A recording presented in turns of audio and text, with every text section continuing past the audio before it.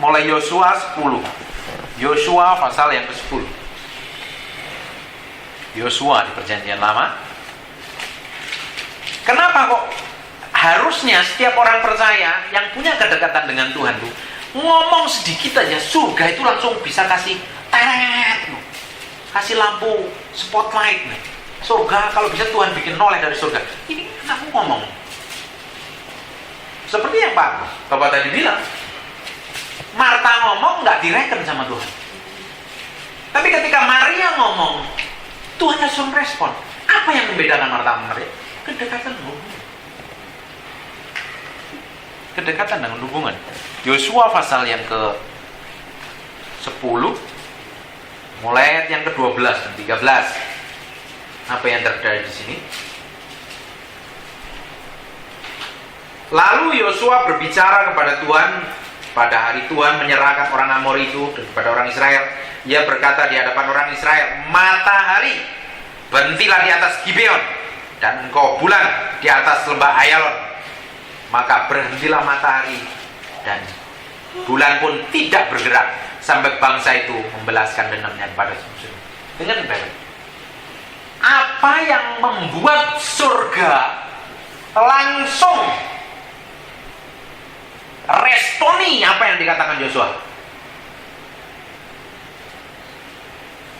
Kekristenan itu harusnya seperti imannya Yosua. Ngomong sedikit punya power, punya otoritas. Bukan karena keren, bukannya karena gagah, bukannya karena karisma, tapi karena punya kedekatan dengan Tuhan. Aku bilang, bulan dan matahari, diam, berhenti loh, nggak ada loh. Ini Yosua ini sama seperti kita loh. Hanya dia hidup di zaman yang Musa dahulu saja. Apa yang membedakan kita dengan Yosua? Tahu nggak? Ketika Musa di Gunung Horeb atau di Gunung Sinai, ketika Musa mulai menghadap Tuhan, saya lupa ayatnya, searching sendiri ya. Ada Alkitab digital. Dan ketika Musa sudah berhenti berhubungan dengan Tuhan, dia turun ke gunung, si Yosua tetap tinggal. Pernah dengar ayat itu? Yosua tetap tinggal. Dia pingin kenal Tuhannya Musa. Makanya tidak heran, dia punya power dan otoritas dari apa yang dia katakan. This kedekatan, this personal. Amin. Sekarang buka di 1 Raja-Raja 17. Saya bukain beberapa ayat. Ini kita jalan-jalan di Perjanjian Lama dahulu. 1 Raja-Raja 17.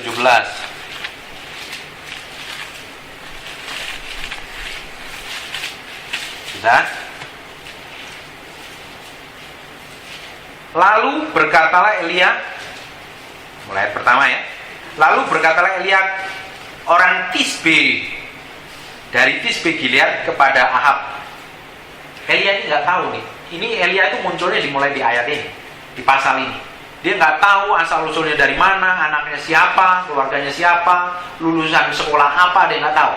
Tapi ketika dia mulai ngomong, demi Tuhan yang hidup Allah Israel yang kulayani, sesungguhnya tidak akan ada embun atau hujan di tahun-tahun ini kecuali kalau kukatakan. There's a power. Berhenti. Langsung berhenti. Terjadi kekeringan. Sampai dia ngomong begini nih, coba perhatikan nih baik-baik nih. Demi Tuhan Allah yang hidup, dia kenal Tuhan yang dia layani itu siapa. Dia punya kedekatan. Orang kalau demi Tuhan Allah yang hidup, Allah Israel yang kulayani. Ini Elia ini bukan sembarangan. Dia punya kedekatan bertahun-tahun, saya yakin, saya percaya. Dia punya kedekatan, keintiman dengan Tuhan itu yang dibangun bertahun-tahun sampai dia berani ngomong. Lihat saya coba. Dengerin baik-baik. Urapan Allah ada di kita. Amin. Kita adalah orang-orang yang diurapi. Setan selalu nipu kita bahwa kita bukan orang yang diurapi. Tapi dengerin baik, malam hari kita yang diurapi. Saya pernah ngomong kan, firman Tuhan yang keluar dari mulut saya ini sama berkuasanya dengan firman Tuhan yang keluar dari mulutnya Tuhan. There's power. Firman Tuhan kok. Yang membedakan, kenapa kita ngomong firman, tidak Karena kita seperti anaknya Imam Sekewak. Terus no power karena nggak punya kedekatan. Nanti nggak? Ini orang yang mempunyai hubungan. Kenapa waktu Maria ngomong Yesus hatinya masyghul, langsung karena dia punya kedekatan. Masyghul itu masuk apa tuh? Dia punya kedekatan khusus spesial dengan Tuhan. Makanya gak heran waktu kita berdoa bilang touch, orang tiba-tiba rebah. Dia sepowernya nempel, lekat sama hidup kita. Waktu kita tanya setan, setan keluar, setannya keluar. Bukan karena gagahnya kita, karena kita punya kedekatan dengan Tuhan tadi, yang kita kenali berhari-hari, berbulan-bulan, berminggu-minggu, nempel dengan kita. Apa yang kita katakan, Tuhan langsung ngasih. Ngerti nggak? Saya bukain lagi ayat sekarang. 1 Raja-Raja 18 sebelahnya saja. Ini Elia, ini powerful, nabi yang powerful. Mulai ayat 37, 38. Apa ini? Elia ini orang model apa ini nabi? 37. Udah ketemu? Jawablah aku ya Tuhan, jawablah aku, supaya bangsa ini mengetahui bahwa Engkaulah ya Tuhan, Engkaulah yang membuat hati mereka tobat kembali. Lalu turunlah api Tuhan menyambar, habis korban, bakaran kayu api, batu, tanah liat, bahkan air di dalam parit itu habis dijilatnya. Dia berdoa, langsung instan surga noleh. Jadi mau kekristenan kita kayak gitu? Mau apa nggak? Mau banget. Mau ngomong orang, mau konseling aja. Ada apa kamu? Saya berzina. Enggak usah berzina, dia langsung nangis tuh dekat kita. Rasa karena ada kedekatan kita dengan Tuhan. Bukan kita keren, bukan. Saya ajarin, saya singkatkan, saya bongkar firman-firman kayak begini. Biar kita tahu loh posisi kita di dalam Tuhan itu begitu powerful. Dua sebentar lagi. Di Daniel pasal yang ketiga. Tunjukin banyak ayat. Kenyang-kenyang Daniel.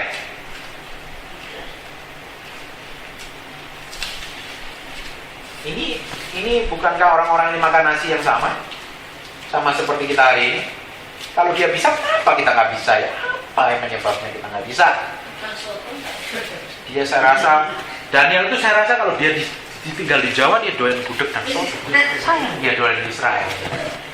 Makanya roncang yang lalu. Ayat 17 sampai 26. Nggak usah dibaca, kita ingat ya nanti. Daniel 3 ayat ke-17 sampai 26.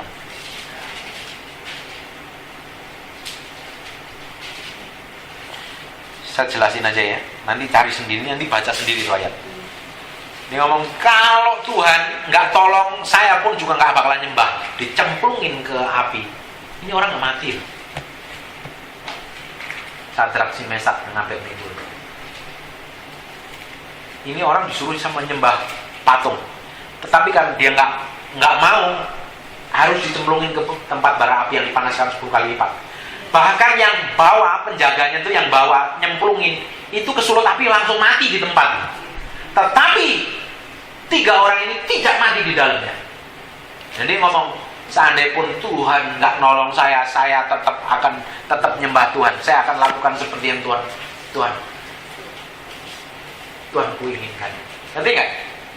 Ini orang yang berbeda loh. Ini orang yang punya kedekatan dengan Tuhan loh. Sekarang buka sebentar Kisah pasal 8, Kisah Rasul pasal yang ke-8. Kalau pinter catat ini ayat-ayat ini, dibongkar di rumah sendiri. Ini orang kok bisa ya Tuhan, aku kok nggak bisa. Aku ini kan hadapin masalah kayak begini Tuhan. Ini aja orang bisa, kenapa aku nggak bisa? Tolong dong Tuhan, buktiin dong Tuhan. Tuhan selalu kan membuat pengulangan. Pekerjaannya Tuhan mengulang terus. Selidiki di Alkitab. Selalu kejadian hal itu selalu diulang berkali-kali. Kalau Tuhan ngangkat raja modelnya kayak begini, terus di titik tertentu Tuhan juga ngangkat raja seperti itu. Di titik tertentu dia ngangkat nabi, munculkan nabi seperti itu. Di pasal yang tertentu dia tunjukkan yang sama. Tuhan selalu bikin pengeluaran. Tuhan, kalau orang-orang yang ditulis di Alkitab ini real dan nyata punya hubungan kedekatan dengan Kau, kenapa aku enggak? Kenapa aku enggak bisa? Apa penyebabnya Tuhan? Ngomong sama Tuhan. Baca nih ayat Alkitabnya. Kisah pasal yang ke-8 ayat 39 sampai 40. Dan setelah mereka keluar dari air, Roh Tuhan tiba-tiba melarikan Filipus, dan sida-sida itu tidak melihatnya lagi, dan ia meneruskan perjalanannya dengan sukacita. Tetapi ternyata Filipus ada di Asdod. Ini orang bisa dilenyapkan Roh Kudus begitu rupa. Gara-gara apa ini? Ini Filipus lagi nginjil sama orang-orang sida-sida Ethiopia, orang-orang Ethiopia, tiba-tiba Roh Kudus bawa pergi ke satu tempat. Kenapa kok bisa dilakukan kayak begitu? Halo. Sekarang kisah 16. Tadi kan saya ngomong di perjanjian lama, ini kan perjanjian baru. Pak, itu kan Joshua zaman perjanjian lama, Elia perjanjian lama. Ini kan ngomong perjanjian baru. Ini zaman kita ini. Kisah 16 ayat 25-26. Dan tetapi kira-kira tengah malam Paulus dan Silas berdoa dan menyanyikan puji-pujian kepada Allah, dan orang-orang hukuman lain mendengarkan mereka. Akan tetapi terjadilah gempa bumi yang hebat, sehingga sendi-sendi penjara itu goyah, dan seketika itu juga terbuka semua pintu dan terlepas dan belenggu mereka semua. Dengerin baik-baik, sekarang lihat. Ini orang yang hidup di zamannya. Yosua hidup di zamannya, Elia hidup di zamannya, Musa hidup di zamannya, Daniel hidup di zamannya mereka, Paulus hidup di zamannya mereka, Filipus hidup di zamannya mereka, dan kita hidup di zaman kita. Apa yang mereka sembah sama seperti yang kita sembah, Allah Abraham, Allah Ishak, dan Allah Yakub. Di dalam perjanjian lama, Roh Kudus hanya hinggap pada orang-orang tertentu, pada raja dan imam saja. Di dalam perjanjian baru, Roh Kudus tinggal dalam hati setiap orang percaya. Tidak hanya tinggal, dia menyertai kita. Double porsi kita dapatnya. Tidak hanya tinggal di dalam, tapi menyertai kita. Lebih powerful, harusnya kehidupan kita itu lebih powerful dari zamannya Yosua. Yang nggak jadi hebat, kita nggak bisa melakukan seperti yang Yosua lakukan, karena Yosua udah kenali Tuhan tuh bertahun-tahun, selama 40 tahun dia melayani Musa dari keluar dari tanah Mesir ke tanah perjanjian, di mana Musa nyembah Tuhan, nyari Tuhan. Yosua ngikut loh dia. Di mana Elia, dia sampai bisa ngomong, demi Tuhan yang aku layani, saya yakin dan percaya kehidupannya Elia itu bisa kenal Tuhan begitu intimate-nya, begitu dekatnya, karena dia punya hubungan. Sampai dia berani akan terjadi kekeringan, sampai apa yang terjadi seperti yang aku katakan. Daniel, Alkitab nulis dalam sehari berapa kali dia berdoa? 3 kali atau berapa kali? 3 kali. Itu bukan Tuhan aku mengandung, enggak. Dia bukan berdoa laporan. Saya rasa dia punya jam-jam tertentu yang dia punya, pengen kenal Tuhan secara intim.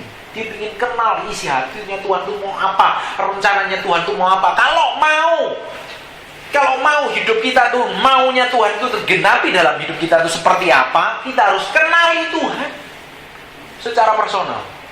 Baru Tuhan akan bongkar, singkapkan. Nanti ada divine connection, kita akan dikoneksikan dengan orang-orang tertentu secara ilahi yang akan membuka jalan untuk menggenapi rencana Tuhan dalam hidup kita. Itu namanya provision. Di mana ada visi, di mana ada vision, pasti ada provision, artinya penyediaan. Kalau Tuhan, kita punya dekat dengan Tuhan, rencana Tuhan harus digenapi dengan kita, Tuhan akan kirim orang-orang secara ilahi dekat sama kita, mengkoneksi kita untuk menggenapi rencana Tuhan itu digenapi. Pasti itu.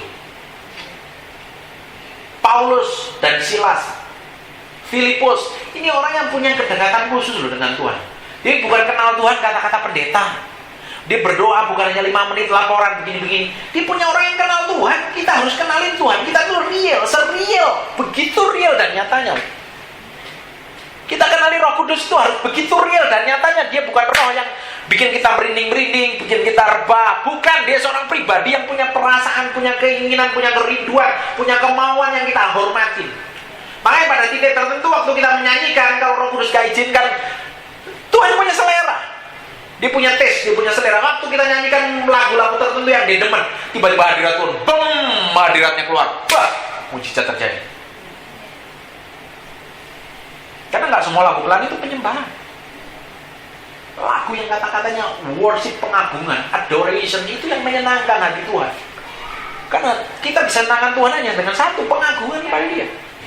Worship tertinggi adalah adoration, penyembahan tinggi di hadapan Tuhan. Bagaimana kita bisa kenal secara personal dengan Tuhan setiap hari?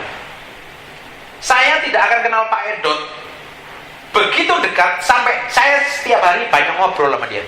Saya sering teleponin dia, saya ngobrol, saya lihat jalannya gimana, mengatasi masalah gimana, persoalannya gimana. Lama-lama saya tahu kebiasaannya seperti ibu juga udah tahu pasti kebiasaannya bapak ini tidurnya miring ke sana. Kira-kira bikin pulau apa enggak?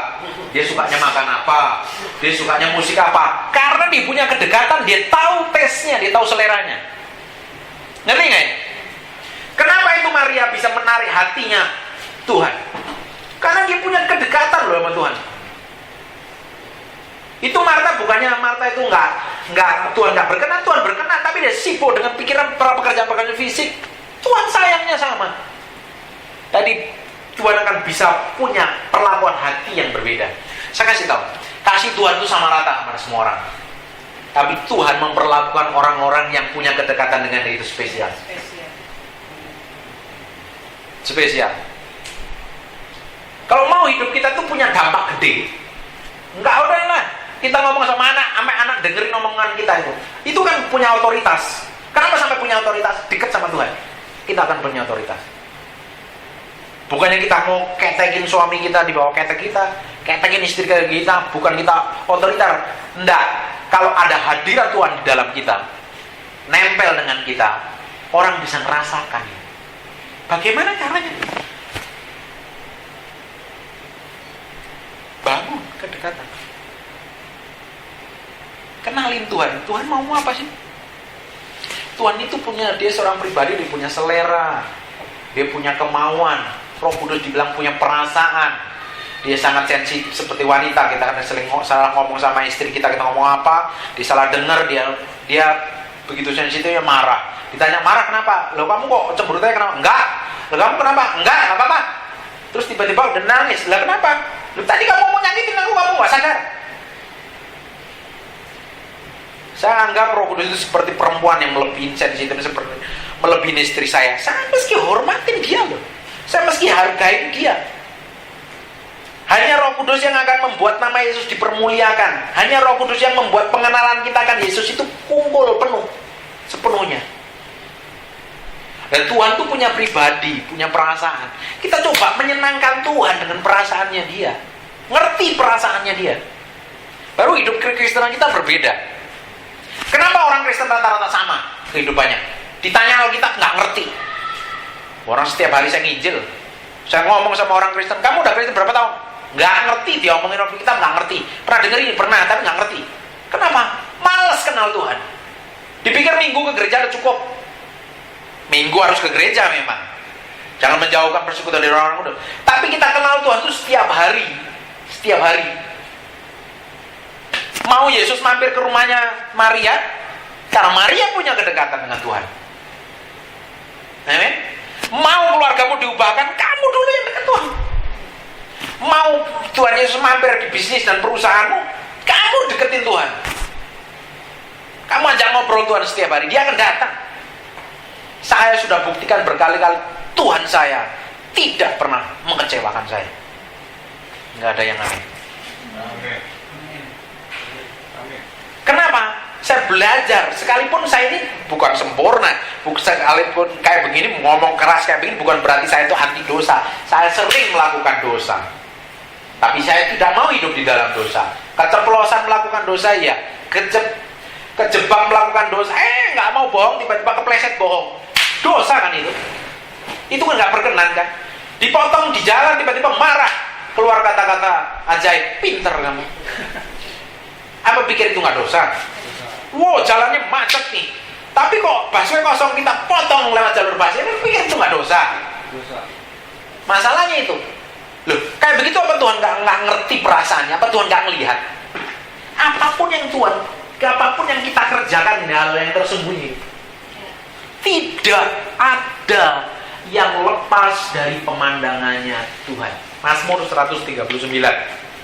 Buka.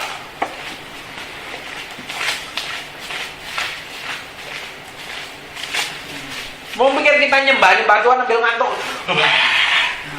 Kita dengerin khotbah ambil ngantuk-ngantuk, nah Tuhan nggak lihat. Jari ya.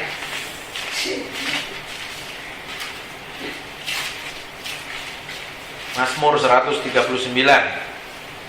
Oh. Ada lagunya itu. Ayat 7. Kemanakah aku dapat pergi menjauhi rohmu? Kemana aku dapat pergi menjauhi rohmu? Kemana aku dapat lari dari hadapanmu? Jika aku mendaki ke langit, aku mau terbang ke angkasa luar pun, engkau ada di sana. Jika aku menaruh tempat tidurku di dalam dunia di Hades, di situ pun engkau. Jika aku terbang dengan sayap fajar dan membuat kediaman di ujung laut, juga di sana tanganmu akan menuntun aku dan tangan kananmu memegang aku. Jika aku berkata, biarlah kegelapan saja melingkupi aku dan terang sekelilingku menjadi malam, maka kegelapan pun tidak menggelapkan bagimu, dan malam menjadi terang seperti siang, kegelapan sama seperti terang. Sebab engkaulah yang membentuk buah pinggangku, menuntun aku dari kandungan ibuku. Aku bersyukur kepadamu oleh karena kejadianmu dahsyat dan ajaib. Ajaib apa yang kau buat, dan jiwaku benar-benar menyadarinya. Tulang-tulangku tidak terlindung bagimu. Ini nggak ada yang tersembunyi. Bahkan tulang-tulang pun Tuhan bisa lihat. Sum-sum ada pennya, ada encoknya, ada rematiknya, ada masuramnya. Tuhan juga lihat itu. Mana tadi? Ketika aku dijadikan di tempat yang tersembunyi, aku direkam di bagian-bagian bumi yang paling bawah. Matamu melihat selagi aku bakal anak, dan dalam kitabmu semuanya tertulis. Hari-hari yang akan dibentuk sebelumnya ada daripadanya, dan bagiku betapa sulitnya pikiranmu ya Allah, betapa besar jumlahnya. Kita mau lari kemana sih? Jangan dikira Tuhan nggak melihat loh apa yang kita lakukan. Kadang saya malu, jujur saya sering malu sama Tuhan. Kadang saya malu, kadang saya sering di toilet lama. Tuhan, aku kok malu, aku banyak mengecewakan Kau. Umurku ini tambah hari tambah bertambah, aku belum melakukan apa-apa buat Engkau nih. Gimana ya Tuhan? Terus tadi siang saya melakukan kesalahan jijai banget ya Tuhan. Kayaknya gimana ya Tuhan? Engkau melihat aku kayak apa ya? Najis atau apa enggak ya Tuhan? Kita sering ngomong hal yang kelihatannya nggak perlu diomongin. Saya ngomongin sama Tuhan. Tuhan, aku tadi ngomongnya sembarangan loh. Karena aku pancing emosi aku. Pasti kau luka ya. Coba lihat pasangan kita kalau luka, kita perlu rayu kadang. Kita perlu waktu ngomong. Kadang perlu dibeliin es krim, beliin bunga, dibeliin apa. Kita ajak ngomong, itu pun kadang nggak baik kan. Masih kita dikasih pantat tidur. Kadang kita mesti lulus dulu. Apa? Lulus. Enggak usah, dekat-dekat sana. Ada sedikit dulu. Jangan pegang-pegang. Jangan pegang-pegang. Sini gitu. Ngapain pegang-pegang? Ada sedikit. Yo bayangin. Itu pasangan hidup kita. Dia punya perasaannya kayak begitu. Bayangin Tuhan yang sensitif sekali dengan sikap kita. Apa nggak ngelus dada di Tuhan? Tapi kalau kita bisa ngerti, ya kita memang masih makan samcan dan soto dan rawon serta babi hong, kita masih bisa melakukan dosa, tapi kita jangan sampai hidup kita cepat beresin. Dan kita coba kenalin Tuhan. Waktu kita mulai perjalanan kekristenan kita tuh meningkat, levelnya lebih dalam lagi. Kenalnya Tuhan itu bukan dangkal. Perjalanan kita itu semakin hari kan harusnya pengenalan kita akan Tuhan itu semakin dalam kan. Betul apa enggak? Semakin dalam, levelnya semakin dalam, semakin dalam, semakin dalam. Lama-lama kita kok ngerti. Tanpa sadar kok kita kadang sensitif ya. Kok ada yang nggak enak di dalam hati kita, ngapain? Karena kok tiba-tiba kita di bawah sensitif, kemarin itu kesaksian tuh tiba-tiba kok rasanya berduka ya, ada sesuatu yang berduka. Lama-lama pengenalan kita semakin dalam dengan Tuhan, semakin ngerti kita, semakin peka dengan perasaannya. Semakin intim, semakin sering ngobrol sama Tuhan, semakin bercakap-cakap, sering ngomong sama Tuhan. Lama-lama kita ngerti perasaannya. Karena Alkitab ngomong, engkau akan menjadi seperti apa yang kau sembah. Kalau mau nyembahnya patung, mau jadi patung. Kalau mau nyembah Tuhan, kalau lama-lama karaktermu seperti Tuhan. Seperti yang kamu sembah. Lama-lama kita ngerti isi hatinya Tuhan itu apa. Nah, orang yang kayak begini dibilang, matahari, bulan, berhenti. Hei, bertobat, kamu langsung bertobat. Aku undang pedagang pelanggan dari barat, timur, utara datang. Saya pernah praktek. Apa yang saya omongin, apa yang saya sharingkan malam hari ini, apa yang saya ajarkan ini bukan omong kosong, ini saya udah lakukan. Di toko, tahu sendiri kan, itu mall sangat luar biasa, ramai sekali. Yang lain pada sepi tokonya. Ada orang-orang, ada satu, namun saya ngobrol sama pegawai itu. Kamu lihat ya, perkataannya si Om ini ada kuasanya apa enggak? Mau lihat? Saya undang pembeli datang dari barat, timur, utara datang. Aku undang uang datang. Mulutku, kau rapi mulutku sama berkuasa seperti mulutmu karena ngomong firman. Aku janji Tuhan, dalam nama Yesus aku undang datang. Saya sebut dalam nama Yesus Tuhan. Itu orang-orang seberang. Datang. Wih, benar sih Om datang. Wih, benar sih Om datang. Datang. Ada lagi, satu lain, di toko yang lain. Ini kan di sebelah sini tuh, ini yang di depan. Lihat ya perkataannya Om Nimbo praktekin. Saya sendiri juga ngeri sebenarnya ngomong-ngomong. Itu kan iman saya yang diuji. Saya undang datang. Datang. Saya sering saksikan berkali-kali. Kalau datang coba ke Mall Central Park, dari parkirnya susah. Tuhan, anakmu mau ke mall. Kirim malaikat mau kirim parkir depan lobi ya Tuhan. Selalu dapat depan lobi. Sampai saya sendiri malu loh sama Tuhan. Tuhan, kayaknya aku nggak mau lah minta yang sepele-sepele. Aku mau minta sekarang Tuhan. Kalau turutin begini kan aku malu. Aku minta separuh kota ini kasih kepadaku Tuhan. Itu persembahan kepadamu. Lama-lama aku mau minta apa diturutin, minta apa diturutin. Nggak lucu. Minta yang sepele-sepele. Minta yang lebih gede. Kedekatan dengan Tuhan itu penting. Salah satu ibadah yang sejati adalah persembahan yang sejati adalah persembahkan untuk tubuhmu sebagai persembahan yang kudus hidup dengan itu yang penting, yang pertama. Kalau yang di dalam ini beres, yang di luar nanti juga beres. Amin. Kalau yang di dalam ini beres dengan Tuhan, keluarnya juga beres, kasih persembahannya juga beres. Hari ini saya ngomongnya, saya bayar perempuannya juga beres, kasih uangnya juga beres. Itu tuh nggak usah dipusingin. Yang di dalam di sini beres. Tuhan hanya bisa disenangkan dengan penyembahan. Penyembahan dimulai dari hidup kita yang benar dulu. Mau dekat dengan Tuhan, mau perkataan kita powerful. Orang Jawa bilang sabdo pandito ratu. Apa yang dikatakan yang terjadi. Ngomong A jadi A, ngomong B jadi B. Itu orang Jawa itu tahu persis tuh, sabdo pandito ratu. Ngomong A jadi, ngomong B jadi. Jangan dijaga di mulut. Yang ngomong sembarangan. Ngomongin firman Tuhan. Bangun kedekatan dengan Tuhan. Kita ngelihat orang ini punya favor lebih, punya kemurahan lebih, punya power yang lebih. Nanti lihat nih, dari saya yakin dan percaya bahwa orang-orang di sini akan dibangkitkan, nanti punya pengaruh yang gede sekali dari tempat ini. Saya percaya sekali. Dari sini akan dibangkitkan orang yang punya pengaruh gede sekali. Amin. Ngantuk semua ini. Enggak ada amin ya? Amin. Percaya nggak ya?